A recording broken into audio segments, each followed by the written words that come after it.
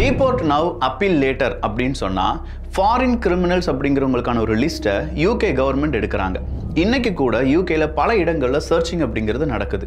இது சாதாரண சர்ச்சிங் கிடையாதுங்க. விசாவை யாரு தப்பா மிஸ்யூஸ் பண்றாங்க, சில நபர்கள் அங்கே ஸ்டூடெண்ட் விசாவுக்கு வந்துட்டு அங்கே வேலை செய்கிறாங்க. அப்படிப்பட்ட நபர்களால் அங்கே இருக்கக்கூடிய வேலை வாய்ப்புகள் தட்டி பறிக்கப்படுவதாக சொல்கிறாங்க.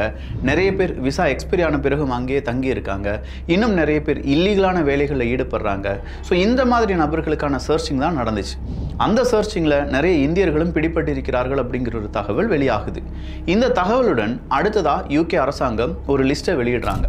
அந்த லிஸ்ட்டில் சில நாடுகளுடைய பட்டியல் இருக்குது. அந்த நாடுகள் பட்டியலில் இந்தியாவும் இருக்காங்க.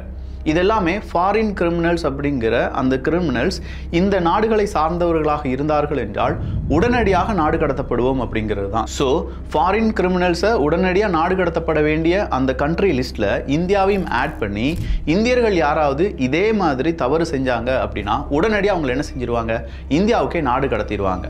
இல்லை நான் தப்பு செய்யலை, நான் கொஞ்சம் நல்லது தான் செஞ்சேன், நீங்கள் என் மேலே கொஞ்சம் கருணை காண்பிக்க வேண்டும் அப்படிலாம் நீங்கள் அப்பீல் பண்ணுறது அப்படிங்கிறது லேட்டர் தான்.